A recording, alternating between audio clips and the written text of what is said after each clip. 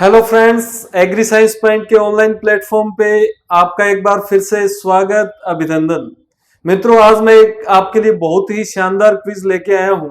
देखो, हमारा जो जेट का जो सिलेबस है बायोलॉजी का, वो दो पार्ट्स में डिवाइडेड है, बॉटनी और जूलॉजी। उसमें से 25 जो क्वेश्चंस हैं वो बॉटनी से आने वाले हैं और जो 15 क्वेश्चन है, 15 क्वेश्चन जो है वो जूलॉजी से आने वाले हैं। तो जूलॉजी के अंदर एक पार्ट है इनवर्टिब्रेट्स, अकशेरुकी। तो उससे भैया दो या तीन, दो तीन, एक दो क्वेश्चन आते ही आते हैं, जरूर आते हैं।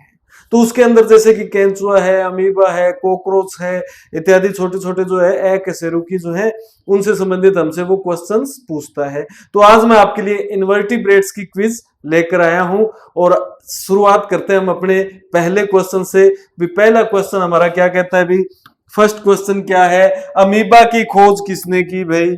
अमीबा इज डिस्कवर्ड बाय, जो हमारे सिलेबस में है बच्चों, वो है अमीबा प्रोटियस। कौन सा पढ़ रहे हैं हम? Amoeba Proteus. आपको पता है प्रोटिस्टा जगत का सदस्य है। किसका जगत का? भी प्रोटिस्टा जगत, ठीक है। Kingdom protista, kingdom protista. तो हमसे पूछा है अमीबा की खोज किसने की। देखो, अमीबा की खोज जो है ना, अमीबा की खोज ये चार वैज्ञानिक दिए, हर्शफील्ड, रोजेनहोफ, हाइमन, पेंटिन एंड मास्ट। देखो, हाइमन ने क्या किया था बच्चों? हाइमन ने अमीबा का सोल जेल सिद्धांत दिया था। अभी सोल जेल सिद्धांत, ठीक है। सोल जेल थ्योरी जो है वो किसने दी थी? हाइमन ने दी थी। ये भी आपसे पूछ सकता है। ये जो लोकोमेशन है, मूवमेंट है या गमन जो है अमीबा में, उसको प्रदर्शित करता है भी किस प्रकार से इसके स्यूडोपोड्स बनते हैं। स्यूडोपोड्स जो हैं, स्यूडोपोड जो हैं बनते हैं, कूटपाद बनते हैं, जिसकी वजह से अमीबा गमन करता है। ठीक है, इस प्रकार बनते हैं ना, जैसे अमीबा इस प्रकार से कूटपाद इसके बनते हैं, जिसकी वजह से ये गमन करता है। तो इसका एक सिद्धांत है सोल सिद्धांत, सोल जेल सिद्धांत, सोल जेल थ्योरी। वो किसने दी थी? हाइमन ने दी थी। पेंटिन व मास्ट ने क्या किया था? पेंटिन व मास्ट ने सोल जेल सिद्धांत का समर्थन किया था। अभी सोल जेल सिद्धांत का क्या किया था? समर्थन, ठीक है। ठीक है, इनको इनका ओपिनियन जो है वो एक्सेप्ट कर लिया था हाइमन का भी, हाँ ये बात ठीक है। तो इसलिए सर्वमान्य सिद्धांत भी है, भी सर्वाधिक जो सुटेबल है वो ये थ्योरी, सोल जेल थ्योरी है। अब बात आती है अमीबा की खोज रोजेनहोफ ने की थी, बाकी के ऑप्शन गलत हो गया। हर्शफील्ड ने क्या किया था? भी इन्होंने ब्रीफली जो है डिस्क्राइब किया था अमीबा को, ठीक है। पूर्णतः या विस्तृत जो है, विस्तृत अध्ययन किया था। किसने किया था? हर्शफील्ड ने। तो इसका राइट आंसर क्या होगा बच्चों? रोजेनहोफ होगा। भी अमीबा की खोज किसने की? परंतु यहाँ पे जो मेन इसका जो मोटिव है इस क्वेश्चन का, वो ये है भी यहाँ पे ये सारी की सारी बातें इंपॉर्टेंट है। आपसे ये भी पूछ सकता है सोल जेल सिद्धांत किसने दिया? हाइमन ने। मूवमेंट के लिए कौन सा सिद्धांत जो है यूनिवर्सल है, सर्वमान्य है?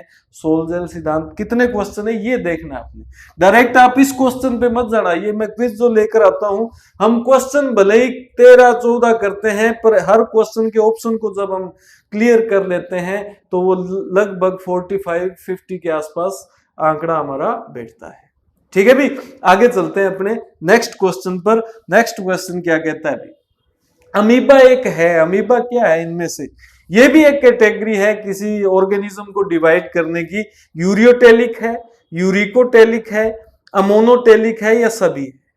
देखो, यूरियोटेलिक क्या होता है? देखो, ये एक्सक्रीशन, बेसिस ऑफ एक्सक्रीशन जो है, on the basis of excretion, ठीक है, स्त्रावण के आधार पर कई कैटेगरीज बनी है। स्त्रावण के आधार पर या उत्सर्जन के आधार पर कोई जीव या तो यूरियोटेलिक होता है या यूरिकोटेलिक होता है या अमोनोटेलिक। यूरिकोटेलिक का मतलब क्या है? भी जिनका मुख्य उत्सर्जी पदार्थ क्या हो, यूरिया हो। जिनका मुख्य उत्सर्जी पदार्थ क्या हो, यूरिया अगर है तो वो यूरियोटेलिक प्राणी है। भी मेन एक्सक्रीटरी मटेरियल जो है वो क्या हो, यूरिया अगर हो तो वो यूरियोटेलिक ऑर्गेनिज्म कहलाता है, ये यूरियोटेलिक प्राणी कहलाता है। जैसे कि अगर मैं एग्जांपल की बात करूं तो जैसे कि स्तनधारी या मनुष्य या ह्यूमन बींग्स जो है वो यूरिया का उत्सर्जन करते हैं भी मुख्य रूप से। यूरिकोटेलिक प्राणी का मतलब क्या है, जो यूरिक एसिड का उत्सर्जन करते हो, किसका भी, यूरिक अम्ल का, यूरिक एसिड। और इसके एग्जाम्पल आपसे पूछ ले तो बहुत सारे पक्षी ऐसा करते हैं भी, पक्षी या बर्ड्स, क्योंकि उनका main excretory material uric acid हो सकता है। अब ये रह गया अमोनोटेलिक यानी जिनका मुख्य उत्सर्जी पदार्थ क्या होगी, अमोनिया। अगर कोई ऑर्गेनिज्म है उसका मेन एक्सक्रीटरी मटेरियल जो है वो अमोनिया है तो उसको हम अमोनोटेलिक बोलते हैं। और इसके जो एग्जाम्पल्स होते हैं बच्चों, अधिकांश जो जलीय जीव या एक्वेटिक ऑर्गेनिज्म जो हैं, एक्वेटिक ऑर्गेनिज्म, ठीक है, तो उनमें अमोनिया का उत्सर्जन होता है, उनका मुख्य उत्सर्जी पदार्थ अमोनिया है, इसीलिए उनको अमोनोटेलिक प्राणी हम कहते हैं।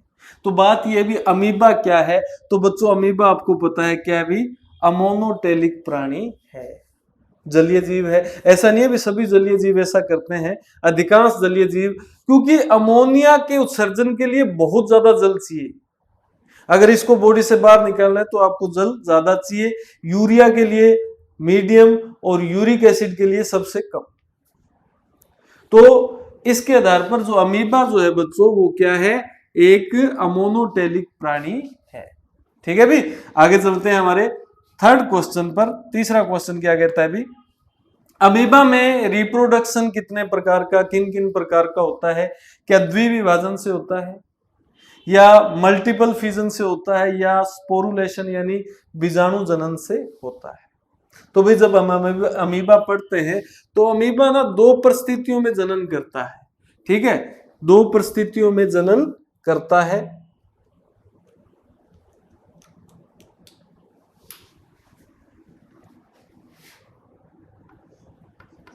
एक तो अनुकूल और एक प्रतिकूल।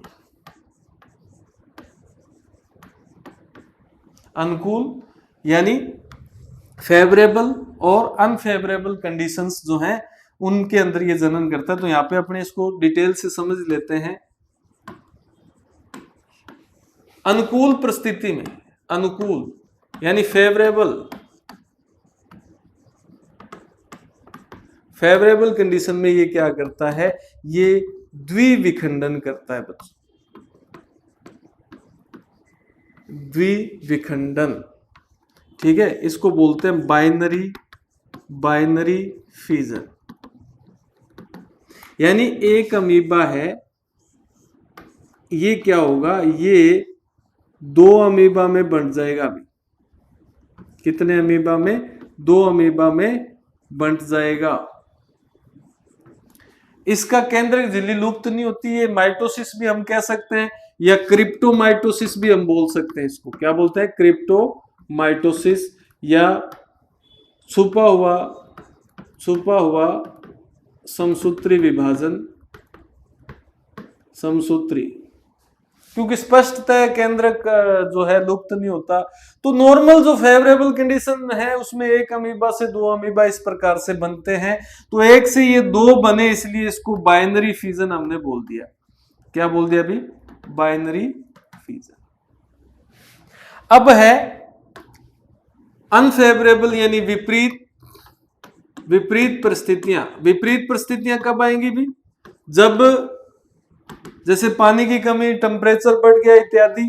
तो विपरीत परिस्थितियां जब आएंगी तो हालांकि ऐसा ज्यादातर देखा तो नहीं जाता, पर कुछ वैज्ञानिक मानते हैं भी ये बहुविखंडन भी करता है, मल्टीपल फिजन। मल्टीपल फिजन, तो ये मल्टीपल फिजन का मतलब क्या है भाई, ये अपने चारों ओर पुट्टी का निर्माण करता है, ठीक है। सिस्ट फॉर्मेशन इसमें होता है।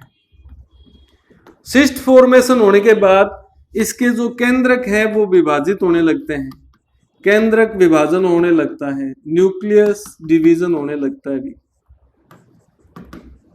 यानी अमीबा के अंदर पुट्टी बन गई, पुट्टी बन के इसके अंदर बहुत सारे केंद्रक बनेंगे, डिवीजन होगा और फेवरेबल कंडीशन आने पर ये सारे के सारे नए अमीबा का निर्माण कर देंगे। तो इसे बोलते हैं बहुविखंडन या मल्टीपल फिजन। स्पोरुलेशन क्या है अभी, बीजाणु जनन क्या है, बीजाणु जनन इसमें क्या है भाई, इसमें सिस्ट नहीं बनती, सिस्ट नहीं बनती है, बस क्या होता है जो इसके क्रोमेटिन कण है, अमीबा के अंदर जो है क्रोमेटिन कण होते हैं, क्रोमेटिन कण, क्रोमेटिन ग्रैन्यूल्स जो होते हैं वो बिखर जाते हैं, और ये सारे के सारे क्रोमेटिन कण जो हैं ये बिखर गए, और जब फेवरेबल कंडीशन आती है तो ये अपना थोड़ा थोड़ा साइटोप्लाज्म निकल लेकर बाहर आ जाएंगे, इनको हम स्पोर्स बोलेंगे, इसलिए इसको स्पोरुलेशन, और इन सब से नया अमीबा बन जाएगा, नए बहुत सारे अमीबा बन जाएंगे, तो ये हो गया स्पोरुलेशन। अब हमारा क्वेश्चन क्या कहता है, क्वेश्चन क्या कहता है भी, अमीबा में जनन तो द्विविभाजन से होता है, बिल्कुल। कब होता है, अनुकूल परिस्थितियों में। ये दोनों के दोनों ही सही है, क्योंकि विपरीत परिस्थितियों में ये होते हैं, तो इसका राइट आंसर क्या हो जाएगा, ऑल ऑफ द अबव हो जाएगा, ठीक है भी। तो चलते हैं अपने फोर्थ नंबर क्वेश्चन पर। फोर्थ नंबर क्वेश्चन क्या कहता है भी, अमीबा में संकुंचनशील रिक्तिका कॉन्ट्रैक्टाइल वैक्यूल का काम क्या है। आपको पता है जो अमीबा होती है ना, इसकी एक विशेषता है, अमीबा जो होता है इसके अंदर एक वैक्यूल बनती है, धीरे धीरे छोटी होती है पहले, और धीरे धीरे वो बड़ी होती जाती है, जिसको सीवी बोलते हैं, कॉन्ट्रैक्टाइल वैक्यूल।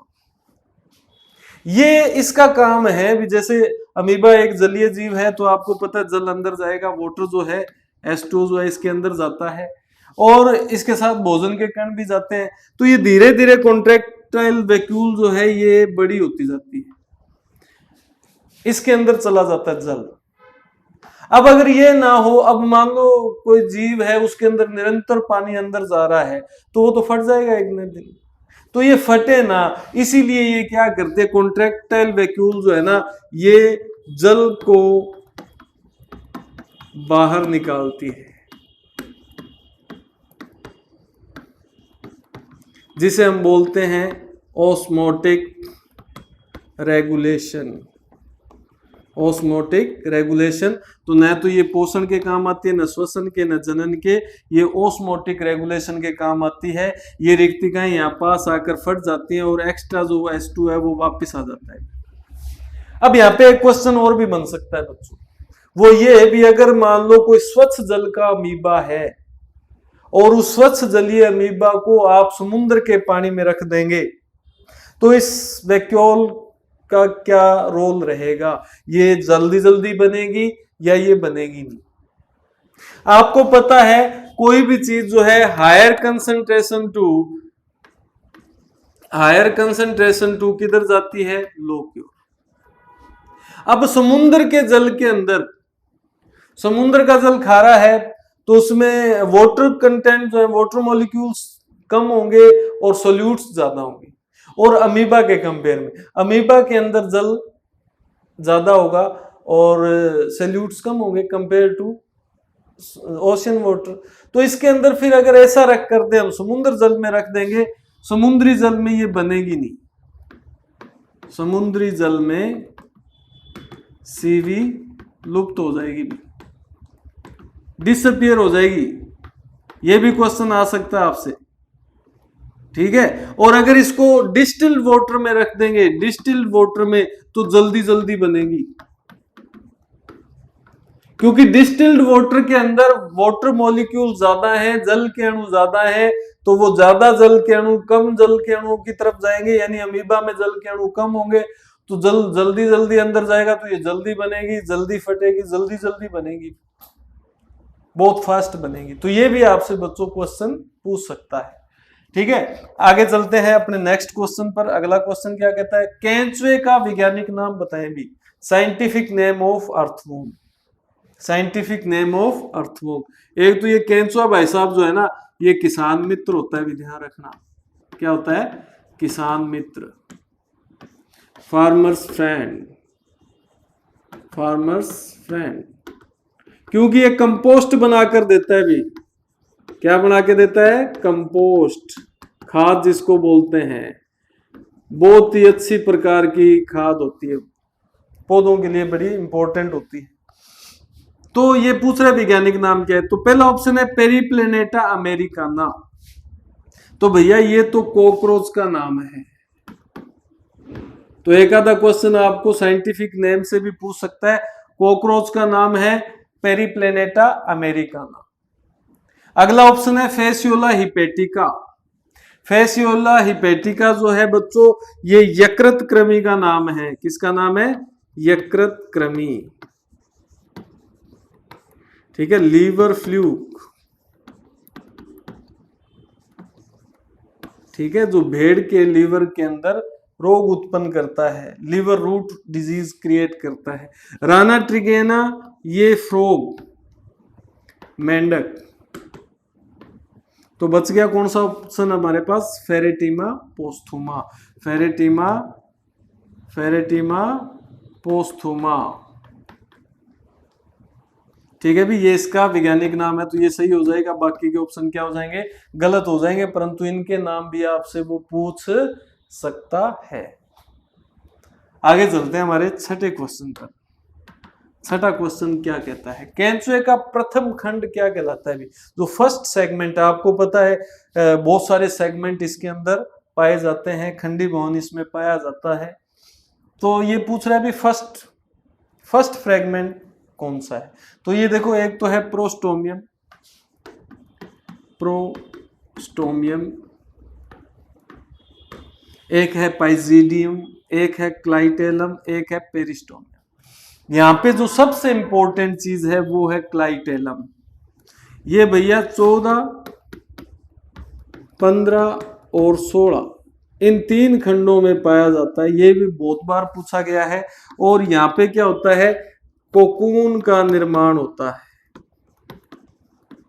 किसका, कोकून का निर्माण इसी जगह पर होता है। क्लाइटेलम क्षेत्र इसको बोलते हैं, या प्रणायिका इसको हम कह सकते हैं। हिंदी में अगर आएगा तो प्रणायिका, हालांकि क्लाइटेलम हिंदी में वो ऐसे भी लिख सकता है, कोई बड़ी बात नहीं है। खंड आपसे पूछे तो 14, 15, 16 मोस्ट इंपोर्टेंट वयस्क केंचुए में बनने लगते हैं। ये फिर गहरे रंग का होने लग जाता है। और केंचुए की स्किन भी गहरे भूरे रंग की होती है, भी स्किन, त्वचा। और इसकी त्वचा पर एक वर्णक पाया जाता है जिसको बोलते हैं पोरफायरिन, पोरफायरिन वर्णक या पोरफायरिन पिगमेंट। ये बच्चों इसको यूवी लाइट से बचाता है, ठीक है, यूवी किरणों से बचाता है, प्रोटेक्ट करता है ये वर्णक। ये भी एक क्वेश्चन बन सकता है। पाइजीडियम जो है ये केंचुए का अंतिम खंड होता है, लास्ट या अंतिम खंड क्या कहलाता है, पाइजीडियम कहलाता है। तो इसका राइट आंसर है पेरिस्टोमियम, पेरिस्टोमियम। अब बात आती है प्रोस्टोमियम क्या है ये। तो भैया ये जो है ना, पेरिस्टोमियम जो है ना, अगला जो खंड है पेरिस्टोमियम, पहला जो खंड है, इसके आगे इस प्रकार से मांसल संरचना, ठीक है, मांसल भाग, मस्कुलर पार्ट जो है, मस्कुलर पार्ट एक और पाया जाता है फर्स्ट फ्रेगमेंट के आगे, उसे हम क्या बोलते हैं, पेरिस्टोमियम, सॉरी प्रोस्टोमियम। प्रोतुंड ये है परितुंड, इसको हिंदी में अगर बात करें तो परितुंड, ये है प्रोतुंड। तो इसका राइट आंसर डी है, बाकी के गलत हैं। बाकियों के बारे में भी मैंने आपको बता दिया। भी अंतिम खंड का नाम पूछे तो पाइजीडियम है, और क्लाइटेलम क्षेत्र पूछे तो 14, 15, 16 है। ठीक है, ये सबसे महत्वपूर्ण है। तो आप सिर्फ क्वेश्चन पे मत जाना, भी यही क्वेश्चन आएगा, इसमें से किसी भी प्रकार का क्वेश्चन आपसे पूछ सकता है। अगले क्वेश्चन पे चलते हैं। क्वेश्चन नंबर 7 क्या कहता है भी, केंचुए में नर व मादा जनन छिद्र क्रमशः, ठीक है, male and female genital aperture. सबसे पहले हमें मेल का बताना है, ये बात हमेशा ही ध्यान रखना, फिर किसका बताना है, फीमेल का। तो कौन से खंड में ये होते हैं, किस फ्रेगमेंट में होते हैं। देखो जो अर्थवोम है ना, अर्थवोम जो होता है, एक अर्थवोम में, जैसे मान लो ये अर्थवोम है, इसके अंदर मेल प्लस फीमेल दोनों ही एक ही अर्थवोम में पाए जाते हैं, मेल और फीमेल। परंतु फिर भी कपलेशन के लिए, मैथुन क्रिया के लिए, निषेचन के लिए 2 अर्थवोम जरूरी होते हैं, 2 अर्थवोम जरूरी होते हैं, ये चीज ध्यान रखना। तो ये पूछ रहा है भी एक कोई अर्थवोम है, उसके अंदर मेल और फीमेल जो जेनाइटल अपर्चर है वो किस खंड में होते हैं, किस फ्रेगमेंट में होते हैं। तो कौन से में होते हैं भी, 18 में तो होता है मेल, और 14वें खंड में होता है फीमेल। इसका राइट आंसर है। 5 से 9 जो खंड होते हैं इनके अंदर शुक्राणुधर छिद्र पाए जाते हैं, स्पर्मेथिसियल, जहां पर स्पर्म इकट्ठा होते हैं वो 5, 6, 7, 8, 9 फ्रेगमेंट में होता है। तो ये भी इंपॉर्टेंट क्वेश्चन है, डायरेक्ट आपसे पूछ सकता है, या तो वो अकेला मेल का पूछ सकता है, या फीमेल का पूछ सकता है, या दोनों का कंबाइंडली भी पूछ सकता है। तो इसका राइट आंसर क्या हो गया, 18 एंड 14। ठीक है, आगे चलते हैं हमारे 8वें क्वेश्चन पर। केंचुए में निषेचन कहां होता है भी, फर्टिलाइजेशन। देखो निषेचन 2 प्रकार का होता है, एक तो इनर और एक आउटर। आंतरिक निषेचन और बाह्य, आउटर या एक्सटर्नल, इंटरनल और एक्सटर्नल। ऐसा निषेचन जो किसी ऑर्गेनिज्म के अंदर हो तो वो इंटरनल होगा, इनसाइड द ऑर्गेनिज्म, जीव के अंदर, और यदि जीव के बाहर हो तो वो बाह्य या एक्सटर्नल, आउटसाइड दी ऑर्गेनिज्म हो तो वो बाह्य या एक्सटर्नल निषेचन कहलाता है। तो आपसे ये भी पूछ सकता है भी केंचुए में आंतरिक निषेचन होता है या बाह्य निषेचन होता है, ये भी क्वेश्चन पूछ सकता है। या वो ये पूछ सकता है केंचुए में निषेचन कहाँ होता है, अंडवाहिनी में तो नहीं होता भी, ओविडक्ट में नहीं होता, अंडाशय में भी नहीं होता, शुक्र ग्राहिकाओं में भी नहीं होता, कहाँ होता है, कोकून में। ये एक जिलेटिन से बनी संरचना है, जिलेटिन पदार्थ से। और आपको पता है कोकून कहां, कौन से खंड में बनता है, 14, 15, 16, और निषेचन इसमें होता है। ठीक है, पहले एक बार दोनों केंचुए जो हैं, 2 केंचुए मैंने आपको बताया जरूर आवश्यक होते हैं, अंडाणुओं को और शुक्राणुओं को एक दूसरे के अंदर फिल कर देते हैं, और फिर ये जब इस कोकून को बाहर निकालते हैं तो वो अंडाणु और शुक्राणु उस कोकून में छोड़ देते हैं, और कोकून के अंदर ही फर्टिलाइजेशन होता है। तो यहाँ पे 2 क्वेश्चन बनते हैं, एक तो केंचुए में एक्सटर्नल फर्टिलाइजेशन होता है भी, एक्सटर्नल फर्टिलाइजेशन, ठीक है, बाह्य निषेचन होता है, और अगर पूछे कहां होता है तो बच्चों कहां होता है, कोकून में। कहाँ होता है? कोकून में होता है। तो इसका राइट आंसर डी है। चलते हैं अपने 9 नंबर क्वेश्चन पर। किसका रक्त हीमोलिम्फ कहलाता है? हीमोलिम्फ, ठीक है, हीमोलिम्फ। कैंसुए का। हीमोलिम्फ का मतलब होता है जिसके अंदर पिगमेंट एब्सेंट हो, पिगमेंट एब्सेंट यानी वर्णक अनुपस्थित हो, कोई भी श्वसन वर्णक या रेस्पिरेटरी पिगमेंट ना हो। तो भाई कैंसुए में तो वर्णक होता है, और कैंसुए के अंदर हीमोग्लोबिन ही होता है। हीमोग्लोबिन अगर आपसे पूछ ले भी कैंसुए के अंदर कौन सा श्वसन वर्णक होता है, तो बच्चों हीमोग्लोबिन होता है। यानी कैंसुए का रक्त भी लाल रंग का होता है। भी कैसा होता है? रक्त कैसा होता है? लाल रंग का। परंतु हीमोग्लोबिन जो है ये कैंसुए में आरबीसी में न होकर, कैंसुए में आरबीसी में न होकर, आरबीसी में न होकर प्लाज्मा में होता है। प्लाज्मा में होता है। आरबीसी की जगह कहां होता है? प्लाज्मा में होता है। ये भी ध्यान रख लेना, ठीक है। यकृत कृमि, ये तो प्लेटिहेल्मिन्थेस है, रक्त है ही नहीं। तो इसका राइट आंसर क्या है? कॉकरोच। ये पिगमेंट इसमें नहीं होता। श्वेत या सफेद रंग का रक्त, सफेद रंग का रक्त इसमें होता है, जिसे हम क्या बोलते हैं? हीमोलिम्फ बोलते हैं। भी क्या बोलते हैं? हीमोलिम्फ बोलते हैं। तो इसका राइट आंसर ये होगा। बाकी के क्या हो जाएंगे बच्चों? गलत हो जाएंगे। और कैंसुए के रक्त के बारे में पूछेगा तो ये आपके सामने है। अगले क्वेश्चन पे चलते हैं। Question number 10। कॉकरोच में संयुक्त नेत्र कंपाउंड आइज की स्ट्रक्चरल और फंक्शनल यूनिट कौन है? भी कंपाउंड आइज की स्ट्रक्चरल एंड फंक्शनल यूनिट। देखो जो कॉकरोच है इसके अंदर 2 प्रकार के नेत्र होते हैं। भी नेत्र या आइज, एक तो सरल और एक संयुक्त। सरल मतलब सिंपल और संयुक्त का मतलब कंपाउंड।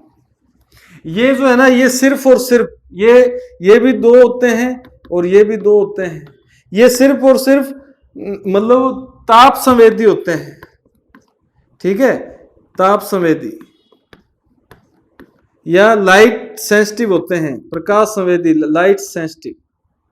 इनमें इमेज वगैरह नहीं बनती, इमेज नहीं बनती भी, इमेज या चित्र जो है नहीं बनता। संयुक्त आइज जो है इनके अंदर जो है इमेज बनती है, और इनकी जो स्ट्रक्चरल और फंक्शनल यूनिट है वो नेत्रांशक है, ओमेटिडियम है, ठीक है। कॉर्नियल फैसेट्स जो है उनसे ये बनते हैं। ये एक संरचनाएं होती हैं बहुत सारी, और ये क्या करती हैं, जब तेज धूप होती है तो ये अपना चित्र, इमेज बनाती है, खंडों में बनाती है, जिसे मोज़ेक विजन बोलते हैं। क्या बोलते हैं? मोज़ेक विजन, मोज़ेक दृष्टि हम बोल सकते हैं इसको। ये भी इंपॉर्टेंट क्वेश्चन है बच्चों। तो आपसे पूछ ले नेत्रांशक किसकी विशेषता है? कॉकरोच की है। ये किसकी स्ट्रक्चरल और फंक्शनल यूनिट है? कंपाउंड आइज की। और इसकी दृष्टि को हम क्या बोलेंगे? मोज़ेक दृष्टि या मोज़ेक विजन हम बोलते हैं। ये दोनों इंपॉर्टेंट क्वेश्चन है बच्चों, ध्यान रख लेना। मोज़ेक विजन, आपसे क्वेश्चन ये एग्जाम में पूछ सकता है। आगे चलते हैं। Question number 11। गुदा सूक एनल स्टाइल किसकी विशेषता है? नर कॉकरोच की, मादा कॉकरोच की, नर कैंसुए की या मादा कैंसुए की? देखो 2 चीजें होती है तो ये कॉकरोच से संबंधित, ये तो पक्का है। कॉकरोच से संबंधित है तिलचिट्टा, तिलचिट्टा बोलते हैं इसको, भी ध्यान रखना। तिलचिट्टा से संबंधित है, ये तो पक्का है। तिलचिट्टे से संबंधित एक और संरचना और होती है, anal cerci. CERCI, anal cerci गुदालूम। ये गुदालूम जो होता है ये नर व मादा दोनों में होता है, नर व मादा दोनों में, मेल में भी प्लस फीमेल में भी। ये साउंड सेंसिटिव ऑर्गन है, साउंड सेंसिटिव ध्वनि संवेदी अपर्चर है, ये ध्यान रख लेना। ये भी आपसे क्वेश्चन पूछ सकता है भी निम्न में से ध्वनि संवेदी या साउंड सेंसिटिव अपर्चर कौन सा है, तो गुदालूम। और ये नर व मादा के दोनों में और 10वें खंड में, कौन से खंड में, 10वें खंड में 10th नंबर फ्रेगमेंट है, वहां पे ये पाई जाती है। अब बात आती है गुदा सूक, ये नर व मादा में भेद करने के लिए होती है, और एनल स्टाइल या गुदा सूक जो है इनकी कोई विशेषता नहीं, ये नर कॉकरोच की, मेल जो कॉकरोच है उसकी ये विशेषता है, ये ध्यान रखना। जेट में पूछा हुआ क्वेश्चन भी है, द्वारा भी आ सकता है, इंपॉर्टेंट भी है, ठीक है। तो एनल स्टाइल और एनल सर्सी दोनों के बारे में मैंने आपको बता दिया, इन दोनों से संबंधित क्वेश्चन आ सकते हैं। इस कैंचुए की जो, ये मैं बार बार बता रहा हूं, क्लाइटेलम, ठीक है, 14, 15, 16, ये मत भूलना कभी भी। और आप देख लेना पिछले प्रीवियस जो एग्जाम्स हुए उनमें कितनी बार ये क्वेश्चन आया है, 14, 15, 16, क्लाइटेलम प्रणाली का क्षेत्र। आगे चलते हैं अगले क्वेश्चन पर। कॉकरोच में श्वास रंध्र